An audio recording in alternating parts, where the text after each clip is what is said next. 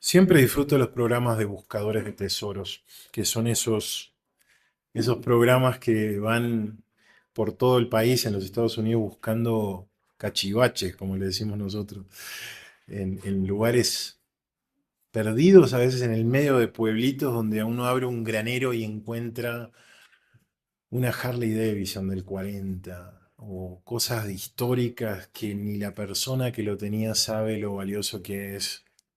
Y que estaban ahí sucios, llenos de polvo y de mugre. Obviamente disfruto las restauraciones también, ver el proceso de cómo algo oxidado y lleno de nidos de ratones, y cucarachas, de repente se vuelve algo hermoso y valioso. ¿Por qué disfruto esto? Porque las personas que identifican cosas que parecen basura, pero que son valiosas, tienen un ojo especial para eso, tienen un discernimiento que yo no tengo. Yo si entrara en uno de esos basureros, seguramente diría esto acá no sirve para nada, todo lata, óxido. Sin embargo, pueden haber joyas, pueden haber gemas perdidas, inusadas. Y viene la mano del maestro, como hay un video por ahí en internet también que agarra ese violín todo horrible y lo afina cuidadosamente las cuerdas y empieza a tocar ese violín delante de la gente que estaba en la subasta y el precio del violín empieza a subir y a subir y a subir por el toque de la mano del maestro. Dice la escritura que el Señor ascendió a los cielos y dio a los hombres dones. Esos dones han hecho de hombres miserables, como yo, por ejemplo, poder estar aquí hoy de pie compartiendo la palabra con ustedes. Porque el toque de la mano del maestro me ha sacado una melodía que yo no podía producir por mí mismo. Y es hermoso ver cómo el Señor puede hacer contigo cosas que tú jamás imaginabas que podías hacer. Hoy estás ahí en distintas etapas de tu vida, tomando decisiones, afanado con tus cosas, pero en otras circunstancias y en momentos en los cuales no estás preparado o crees no estar preparado, el Señor puede hacer una obra enorme por ti y en ti y para otros por medio de ti. ¿Es así? Abramos Romanos 2, hermanos, y veamos esta invitación del Señor, de Pablo, en nombre del Señor. De manera que, y esto está conectado con presentar un sacrificio vivo al Señor, teniendo diferentes dones y en forma humilde, como hablamos el domingo pasado, humildemente ejercidos, según la gracia que nos es dada. Esto no es la gracia de salvación, este es Haris, el regalo, según el regalo que nos es dado, si el de profecía, úsese conforme a la medida de la fe. O si de servicio, en servir. El que enseña, en la enseñanza. El que exhorta, en la exhortación. El que reparte con liberalidad. El que preside con solicitud. El que hace misericordia con alegría. Nada es de valor si no se usa. Ese cacharro que tenemos ahí guardado puede ser oro puro para otra persona. El Señor nos ha llamado sabios a la iglesia. Le decía a los corintios, en Primera de Corintios, indoctos, ninguno de ustedes es muy sabio, le dijo, ¿de qué se jactan? Lo débil y lo despreciado. La Escritura dice, lo que es nada para el mundo, a eso llamó Dios para confundir a los sabios y entendidos. Entonces no despreciemos, hermanos, el don que está en ti. No lo desprecies. Porque Dios puede hacer enormes cosas con una persona, incluso tartamuda, como decían que era Moisés. Él mismo decía que era lento en el habla. Y bueno, y aquí hay mucha confusión y voy a abordar el concepto de profecía. Porque tenemos muchos profetas hoy en día. Si ustedes ven por ahí, hay dos grandes pasajes en la palabra que habla de los dones espirituales. Por un lado tenemos Primera de Corintios 12 y por otro lado tenemos Romanos 12. ¿Bien? Y en esta sucesión de dones vemos tres categorías de dones. Los dones de señales, los dones de proclamación y los dones de servicio. Repito, dones de señales, dones de proclamación y dones de servicio. Y acá es donde viene la gran confusión. Las señales. Siempre que Dios envía, y vuelvo a Moisés, cuando Dios envía a Moisés a Faraón, ¿qué instrumentos les da para certificar que venía de parte del Dios de Israel? ¿Recuerdan? La mano que se volvía sana y leprosa, la vara, el agua en sangre. ¿Bien? ¿Qué son esos? Señales. Pero siempre cuando se habla de señales en las epístolas, se habla en tiempo pasado.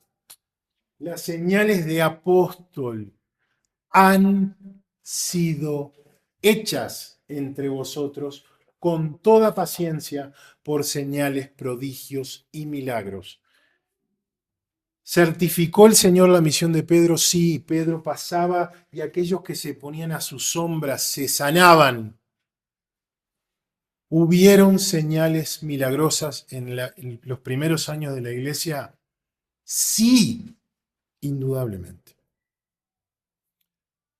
Dice en Hebreos el autor, nos fue confirmada por los que oyeron, testificando Dios juntamente con ellos con señales y prodigios y diversos milagros y repartimientos. Estos neumáticos, esos, cuando el Señor le dice que serían investidos con poder de lo alto, era para ese propósito, para certificar la misión de los apóstoles a Israel y a los gentiles.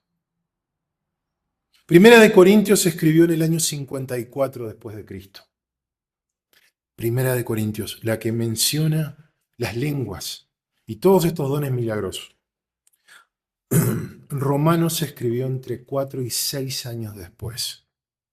Y ya se veían señales de que los prodigios milagrosos estaban desapareciendo. Si ustedes miran la lista de dones que está en Romanos 12, que es la que estamos leyendo, ya no se mencionan los dones de señales. De hecho, cuando habla en Efesios sobre el Haris, ese regalo que se nos da para la medida del don de Cristo, aquí está hablando de los dones, habla de la constitución de apóstoles, profetas, que vamos a ver hoy a qué se refiere con profetas, evangelistas, pastores y maestros. No hay otros dones que se mencionen en ese lugar. Pedro, que escribe incluso después del año 60, dice, cada uno, según el don que ha recibido, ministrelo a otros, como buenos administradores de la multiforme gracia de Dios. Y solo menciona dos. Si alguno habla, hable conforme a las palabras de Dios. Si alguno ministra, ministre conforme al poder que Dios le da para que en todo sea glorificado por Jesucristo, a quien pertenecen la gloria y el imperio por los siglos de los siglos. Ya estaban desapareciendo los dones milagrosos. Cuando Pablo sale de Mileto, deja a Trófimo, ¿cómo? Enfermo. Si deja a Trófimo enfermo cuando sale de Mileto, ¿qué quiere decir que Pablo no podía hacer? Sanarlo. Cuando Pablo le escribe a Timoteo diciéndole, ya no bebas agua, sino bebe vino por tus frecuentes enfermedades en el estómago, ya no estaban operando las señales al final de la vida de los apóstoles. Bien, y por eso tenemos que entender esta diferencia de palabra que no se ve en español. Neumáticos, esos dones regalados del Espíritu milagrosos, no es lo mismo que carisma, que son esos dones con los que Dios equipa al carácter y al conocimiento del creyente para dispensar la palabra de Dios, para servir, para tocar el órgano, para cantar, para cuidar de los pobres y de los necesitados. Bien, así que hermanos, solo vamos a hablar de la profecía el día de hoy, tenemos la sagrada responsabilidad de participar de la Santa Cena, pero básteseme decir que profetizar es declarar la voluntad de Dios. Profeteia significa el que mira hacia adelante. Bien, ¿somos profetas quienes proclamamos la verdad revelada de Dios? Sí. Al menos en ese sentido. Es indudable que Dios ha usado profetas para traer verdades al mundo que no estaban. Lee, hermano Ezequiel, Daniel, lee Joel, lee Apocalipsis. Claro que sí. Pero habían muchos profetas en la iglesia primitiva. ¿Y qué hacían los profetas? Esto. Edificación, exhortación y consolación. Repite Pedro, si alguno habla, si se para aquí el hermano Pedro o el hermano John o el hermano Juan David, habla conforme a las palabras de Dios. La palabra de Dios ya ha sido revelada. ¿Cómo sabemos eso? Porque la Escritura nos dice que la revelación última de Dios fue la persona de Cristo. Cristo es la exégesis absoluta, completa y total. En todas las eras, en todas las épocas, Dios nos ha hablado a los padres por medio de los profetas, pero en esta dispensación Él nos ha hablado en su Hijo. ¿Quieren conocer la voluntad de Dios? Mira al Hijo. Ten una relación con el Hijo. El Hijo habitará en ti, vendremos a ti y haremos morada en ti. Perdón la paráfrasis del versículo. Así que si alguien habla, ministre conforme al poder que Dios da. ¿Para qué? Para que en todo Dios sea glorificado por Jesucristo. ¿Bien? Cuando yo me paro acá y digo, Dios me ha dicho que hay que poner más plata en ese cofre, yo estoy mintiendo y glorificándome a mí mismo con mi propia sabiduría. Cuando me pongo a hablar acá de teorías psicológicas o cualquier otra cosa que no sea la palabra del Señor. Por eso, a veces no se entiende qué significa esto. Y lo leen como que todos en la iglesia pueden hablar en lenguas y decir cualquier cosa. No, si todos proclaman la palabra de Dios en su vida y en su lengua y entra un incrédulo o un ignorante, por todos, es decir, por la vida de nosotros, por nuestra proclamación, porque vamos a su casa a exhortarle y a cuidarle, es convencido y por todos es juzgado, se siente mal por su pecado y se postra sobre el rostro y adora ¿a quién? Al pastor, a Dios. Se postra y adora a Dios declarando que verdaderamente Dios está entre vosotros. Que nos lleve, hermanos, a meditar en el triste y miserable estado que está la iglesia cristiana hoy en día, en el mundo, en nuestro país. Decía Juan Calvino, prefiero seguir a quienes extienden a mayor amplitud el uso de esta palabra, para que incluya también el don peculiar de la revelación por el cual una persona con habilidad y sabiduría de lo alto desempeñó el oficio de intérprete en la explicación de la voluntad de Dios.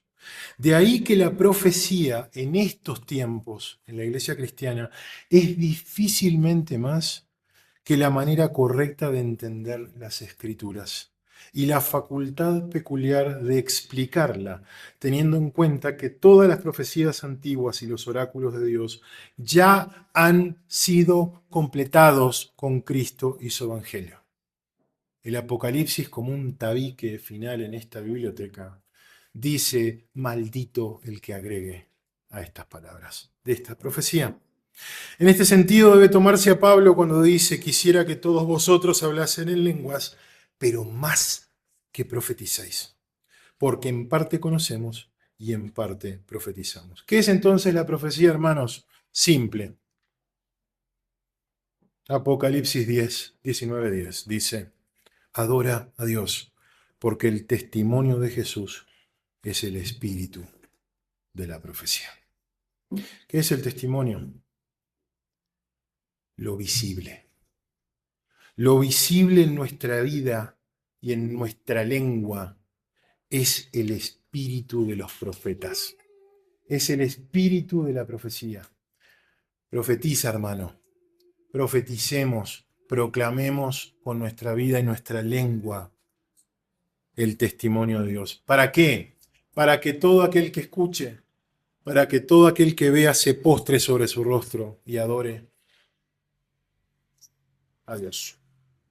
Adoremos a Dios en la obra de su gracia, en este pan y en este vino que simbolizan el cuerpo y la sangre de Jesús.